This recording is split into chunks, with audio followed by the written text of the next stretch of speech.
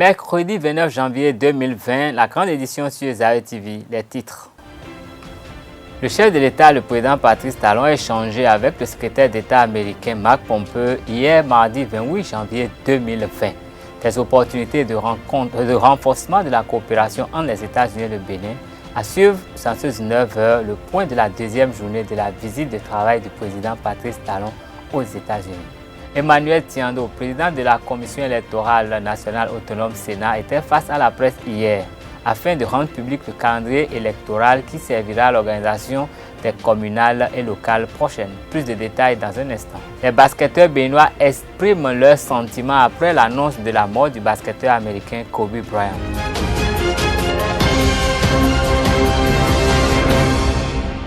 Mesdames et messieurs, bonsoir.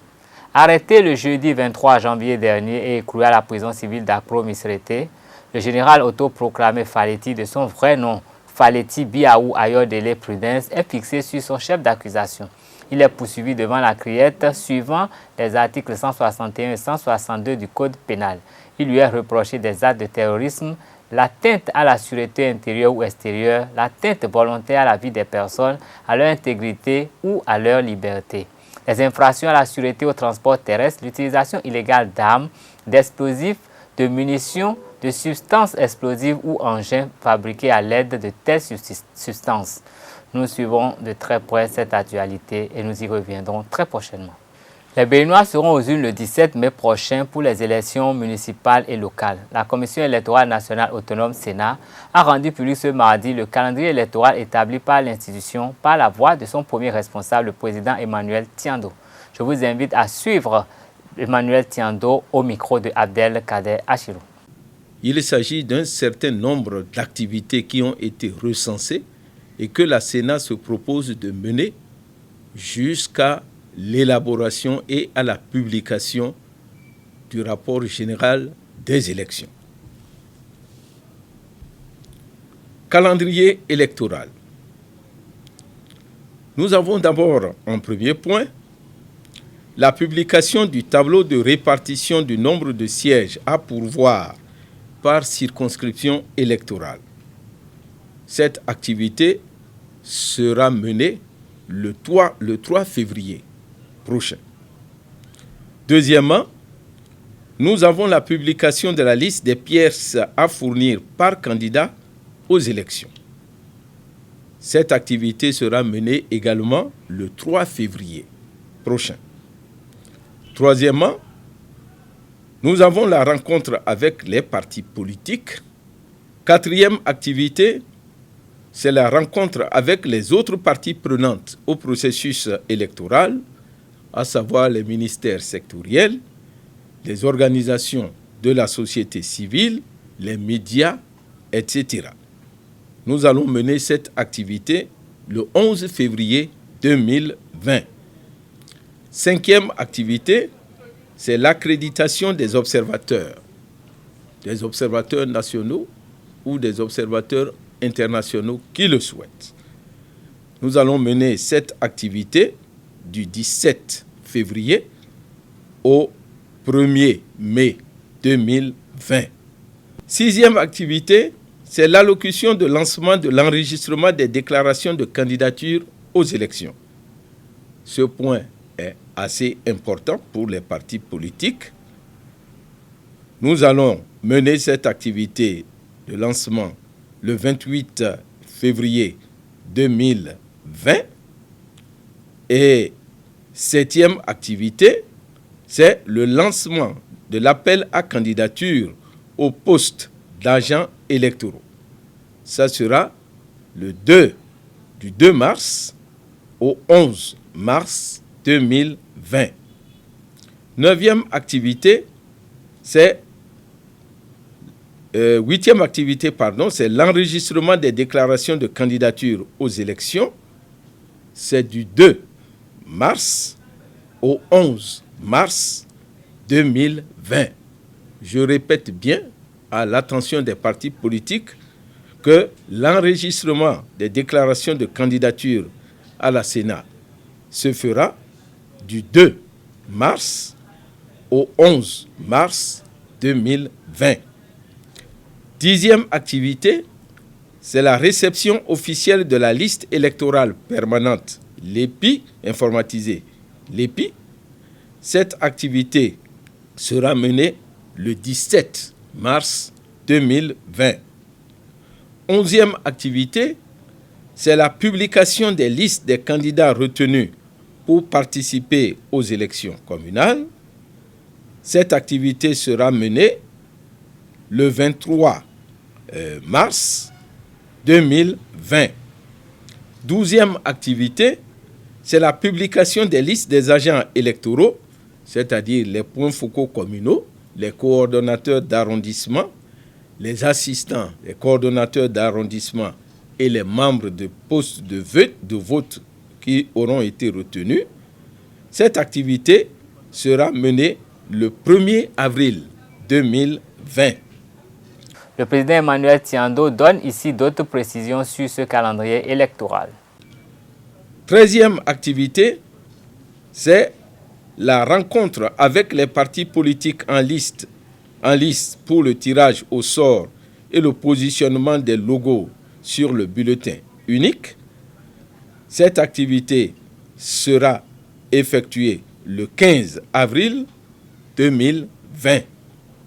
14e activité, c'est la publication de la liste des centres et des postes de vote conformément aux dispositions de la loi. Cette activité sera menée le 16 avril 2020. 15e activité, c'est le déploiement du matériel électoral, lourd surtout. Ça sera le 25 avril, du 25 avril 2020 au 15 mai 2020. 16e activité, ça sera la remise du spécimen du bulletin unique aux partis politiques en lice. Cette activité sera menée le 28 avril 2020.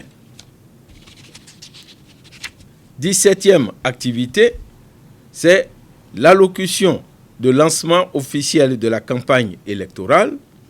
Cette activité sera menée le 30 avril 2020. 18e activité, c'est la délivrance du formulaire de vote par procuration. 19e activité, c'est la remise des lettres de mission aux points focaux communaux et aux coordonnateurs d'arrondissement. Ça sera le 1er mai 2020. 20e activité, c'est la campagne électorale qui, elle, va se dérouler du 1er mai au 15 mai 2020. 21e activité, c'est le départ des coordonnateurs d'arrondissement, de leurs assistants et le début du déroulement de leur mission. Cette activité sera menée le 2 mai 2020. 22e activité, c'est la formation des points focaux communaux, des coordonnateurs d'arrondissement et des assistants coordonnateurs d'arrondissement. Cette activité sera menée du 4 au 6 mai 2020. 23e activité, c'est la formation des membres des postes de vote. Cette activité se déroulera du 11 mai au 14 mai 2020. 24e activité, c'est le dépôt de signature des candidats au poste de membres de postes de vote dans les registres mis à la disposition des coordonnateurs d'arrondissement. Cette activité sera menée du 11 au 14 mai 2020. 25e activité, c'est le déploiement du matériel électoral sensible, c'est-à-dire les bulletins de vote surtout. Cette activité sera menée du 16 mai au le 16 mai, rien que le 16 mai. 27e activité, c'est naturellement le déroulement du scrutin qui, lui, aura lieu le 17 mai 2020, comme prévu par la convocation du corps électoral. La 28e activité, c'est la réception des cantines contenant les résultats du scrutin. Cette activité, conformément aux dispositions de la loi se déroulera du 17 au 19 mai 2020. La 29e activité, c'est la transmission des cantines contenant les résultats à la Cour suprême. Avant cette sortie de la Sénat, les réseaux sociaux ont été inondés par un prétendu calendrier électoral, un document qui ne proviendrait pas du circuit officiel de la Commission électorale nationale autonome, selon son président. Face à la presse ce mardi, le président de la Sénat, Emmanuel Tiando, a abordé la question relative à ce calendrier qui n'est qu'une fuite de documents non approuvés par la plénière. Suivez plutôt. Au cours de cette année 2020, le Bénin organisera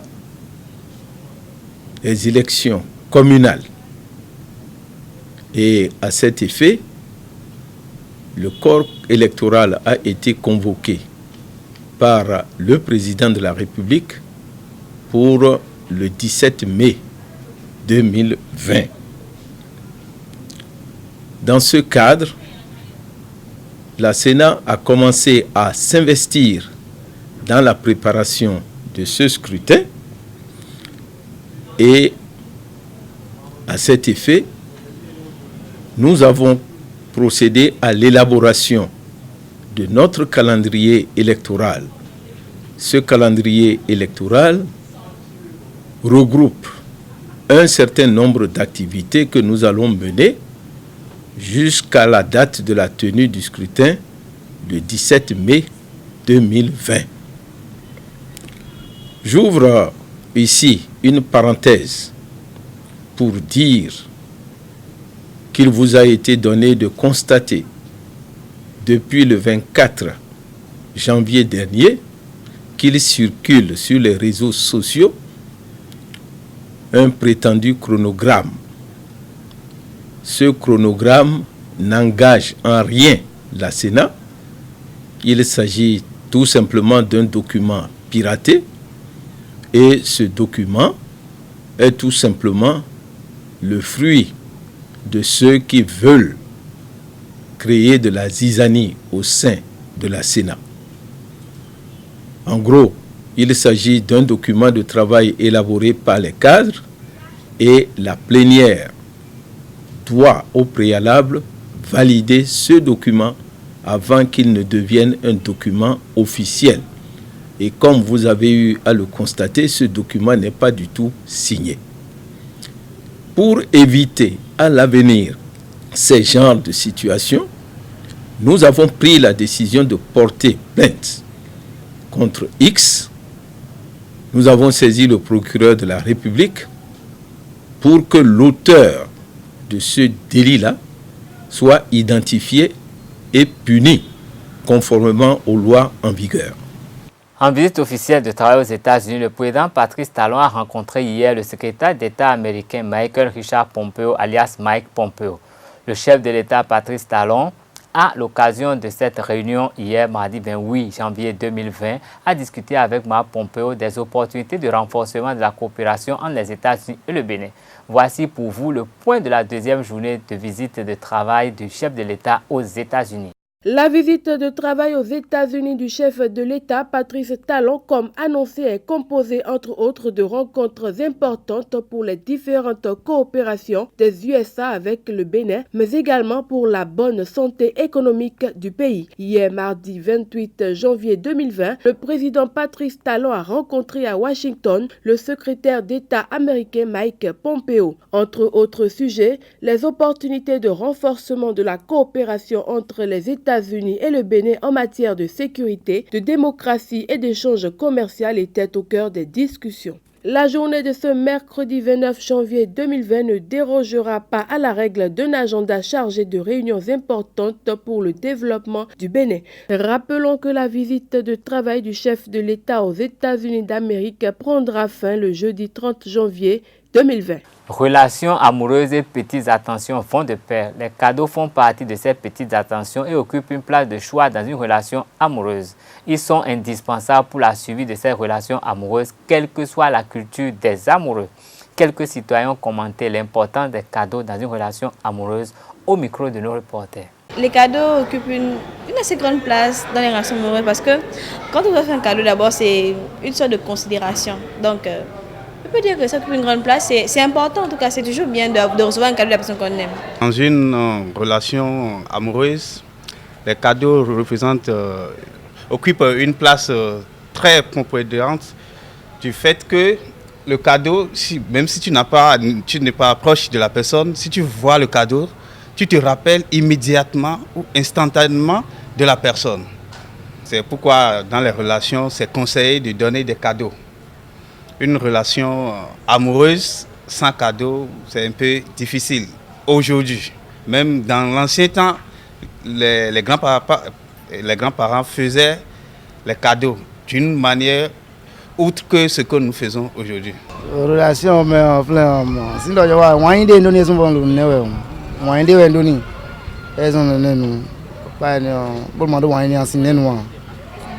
donc, mais cadeaux, nous mais au moins, nous cadeau nos copines. Tout le temps, oui. Avant de cadeau, Papa Noël là, Papa Noël soit pour le pont, donc on soit imaginer en Bluetooth au moins 2 fois dans l'année, c'est déjà bon. Et le cadeau, c'est un feeling. Tu vois le cadeau, tu te rappelles, ah, ce cadeau, c'est telle personne qui me l'a offert. Donc, immédiatement, tu as la tête tournée vers cette personne. Par contre, si il n'y a pas le cadeau, tu vas te rappeler de la personne, mais pas comme si tu as le cadeau à côté. Je vous donne un exemple. Ton ami te donne un iPhone 8 ou bien iPhone 11. Tu as ça en main. Quelqu'un voit ça, tu dis, ah, ton portable est joli, hein? Tu vas dire oui, c'est joli. Au moment où tu es en train de dire c'est joli, merci là, tu es en train de penser à celui qui t'a offert ça. Mais nous vivons de comme ton cadeau là bon nous ma lilé quoi. Nous penser do mélodie nous tout mélodie un cadeau là. Autant que nous sommes, on sait bien que les cadeaux occupent c'est une place prioritaire pour une relation. Sans cadeau, il n'y a pas de relation. Parce que il y a certains qui vont se lever maintenant pour dire que non, sans les moyens, il y a une relation. Mais il ne faut pas se tromper. La relation est basée sur les moyens.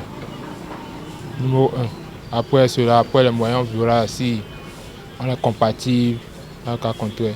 Mais vu votre question, les cadeaux, c'est vraiment, je trouve que c'est prioritaire. L'amour, c'est illimité. Maintenant, il y a une date supposée le 14 février, donc tous les amoureux se donnent des cadeaux.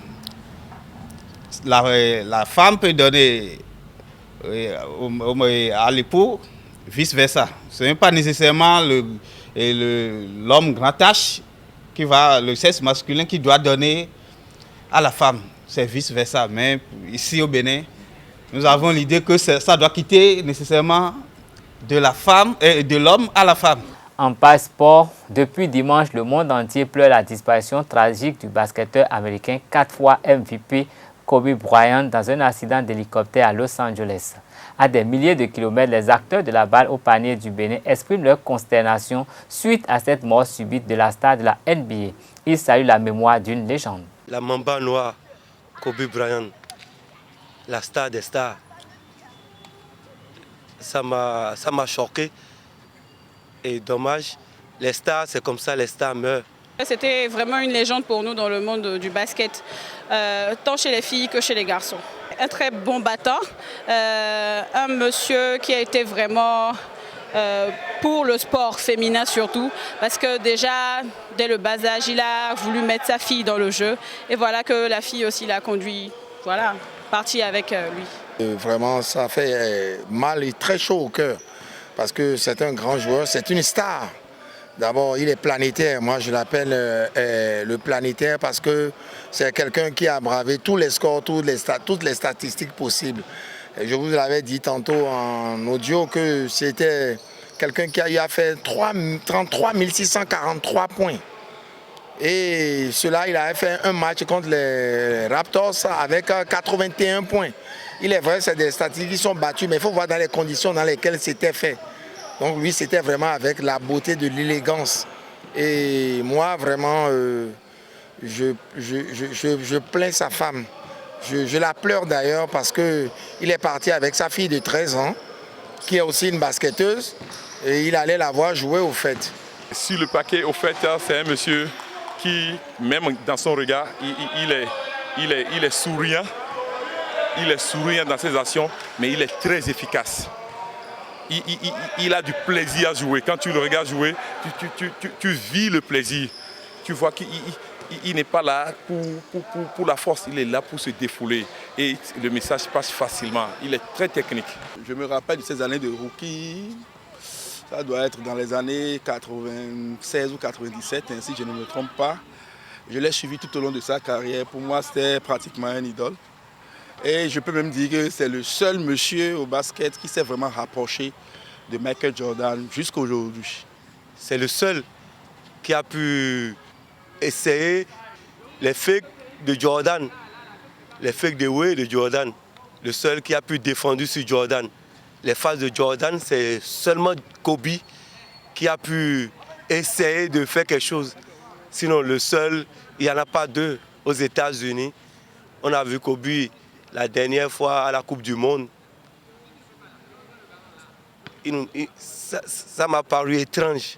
Je ne sais pas comment l'expliquer, mais c'est comme ça la vie. Et star sur terre. Ce fut un choc parce qu'on ne s'y attendait pas du tout. Je ne connais pas l'homme personnellement, je l'ai connu sur le parquet par le biais de la télévision. C'est un joueur exceptionnel. Et puis, je suis vraiment désolé pour tout ce qui arrive actuellement. Ils sont 9, je crois.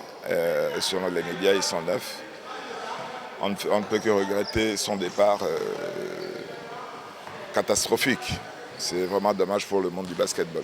En football, le Bénin va évoluer dans le groupe J des éliminatoires de la Coupe du Monde Qatar 2022 en compagnie de la RDC, du Madagascar et de la Tanzanie.